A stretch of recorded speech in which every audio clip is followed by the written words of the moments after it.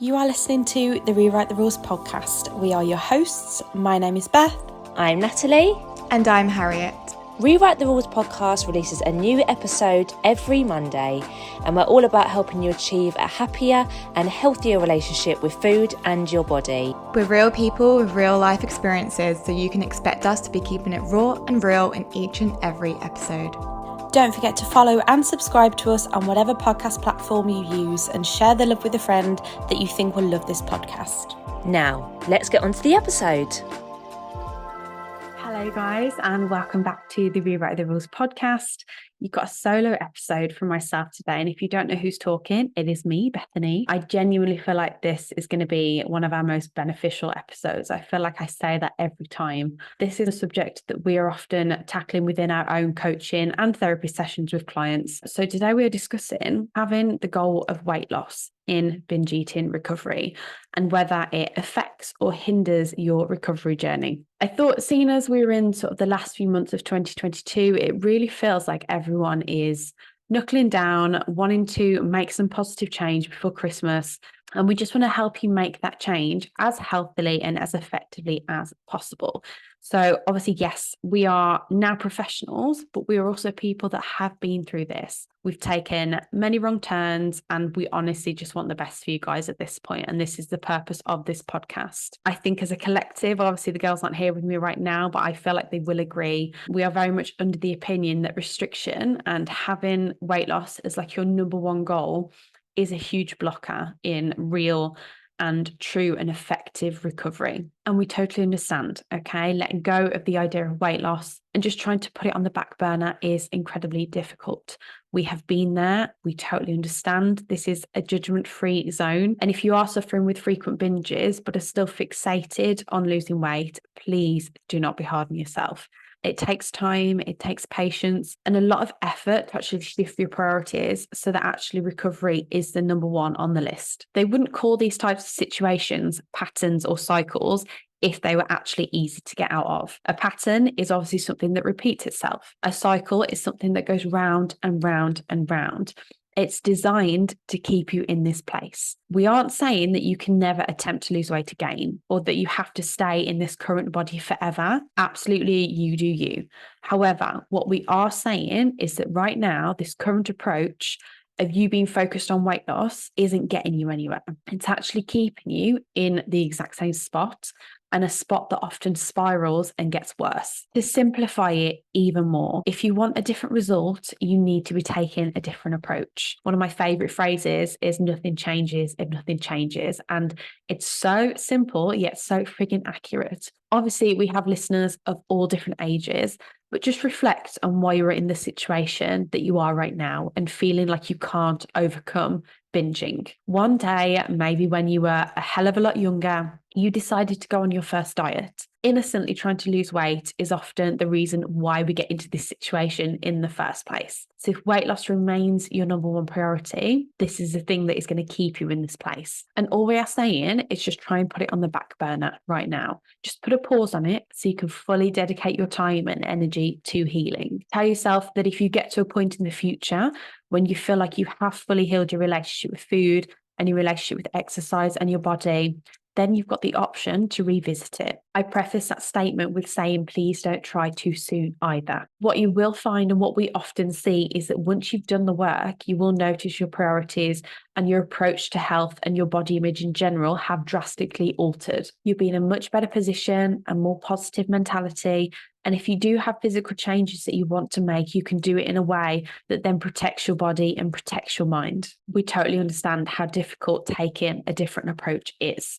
The pressure of weight loss and our body determining our worth have been heavily pushed on us since before we can even remember, which makes this such a difficult thing to try and do. But obviously, that is what we are here for, to guide you, to help you.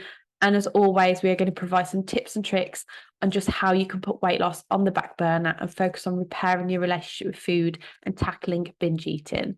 Just putting recovery at number one on your list of priorities right now. So the first step is to dissect your intentions. So obviously there's this misconception and the mentality that changing your body is going to fix all your problems. It's going to be this massive solution. We know in reality that it actually doesn't. But please ask yourself right now, what do you think weight loss is going to get you? Ask yourself, is your idea of weight loss logical? Does it actually bring happiness? Do you know many people that have lost the weight that they wanted and are much happier now? Because what you will find is that only a small percentage of people actually feel a lot better when they achieve the body that they wanted. Others will say that they still have a really poor body image, even though they've achieved that ideal body. And if you don't do it in a balanced, sustainable way, then it could have damaged your relationship with food even further. And most will say, yes, I'm slightly happier now, but it wasn't an instant solution. And there was so much inner work that had to be done that had nothing to do with the size of my body. It all comes down to being trapped in that I'll be happy when mentality. You have to ask yourself the honest question. Is the pattern that you are in right now actually achieving your weight loss goals? Or are the constant binges actually causing you to stay the same or actually gain weight? This was true for me personally. My constant pursuit of weight loss actually kept me stuck in a binge restrict cycle that did nothing but cause me to gain weight. It was completely counterintuitive and achieved the total opposite of what I wanted.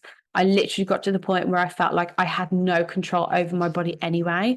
So I thought I may as well just give up dieting and see where it gets me. I don't want everyone to have to reach this level of rock bottom, hence why this episode is so important. So we can sort of steer anyone to just focus on healing first and to give up your perceived level of control. I say that with air quotes because really you don't have any control of your eating habits right now. That's a misconception of sort of finding food freedom. You feel like you have to give up control when really you don't have any control in this situation. Just open your mind to letting your body be its intuitive self and then come back to weight loss in a safer and more balanced way and just seeing how you feel about it. My next suggestion is to change your language. So you may notice on the podcast, we replace words like, instead of saying calories, we may say something like fuel or nourishment or energy. And by altering the words we use, it really encourages us to change how we see foods, and shifting that perspective can be so helpful with not just strengthening your relationship with food,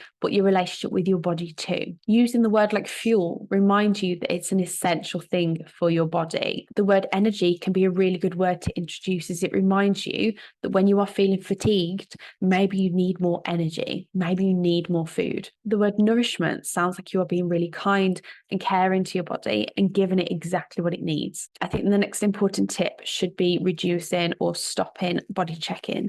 So we mentioned body checking a lot on this podcast, but if you are new, then this is things like weighing yourself, measuring your body, standing in front of the mirror and scrutinizing your appearance. It could also be by simply touching your body constantly.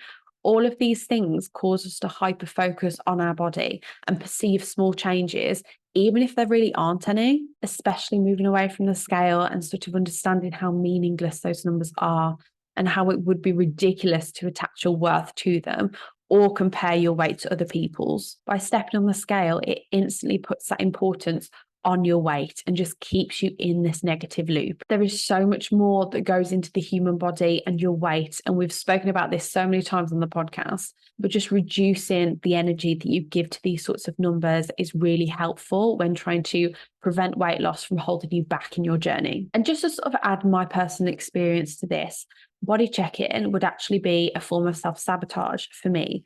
Because even if I liked what I saw for once, or the weight on the scales actually reflected what I wanted to see, I would then almost feel deserving of a binge, like I was successfully maintaining this cycle and getting away with it, feeling like I'd got everything under control because I'd still managed to lose some weight, and that I can actually go ahead and binge today and almost sort of reward myself. So yeah, if you are noticing that body checking isn't beneficial to your journey and isn't improving how you feel about this, then please try and reduce that. So the next suggestion is to let go of the idea that other people are going to judge your body.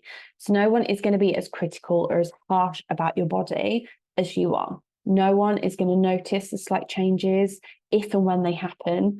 Obviously, the human body fluctuates. Weight fluctuates, and that is completely normal and natural. But these fluctuations are also going to be really slow, and they are going to happen over a long period of time. So it is nothing that you want to be putting your energy into fearing. Something that I hear often is that clients fear seeing people that they know after a period of time. So whether it's family, old friends, or co-workers, people that knew them in their previous body with their previous poor relationship with food. Even if they found a lot more balance and a lot more happiness in their life, they are still concerned with what other people are going to say or even just think about them. And I want you to remember that if anyone thinks anything negative about someone else's body, that is not your problem. That is purely a reflection of their beliefs from within and then projecting their internalized views onto other people. That's an issue with themselves, and you shouldn't be the brunt of that. Most of the time, these are actually your own inner thoughts, and you are sort of projected your assumption onto other people. So just really try and focus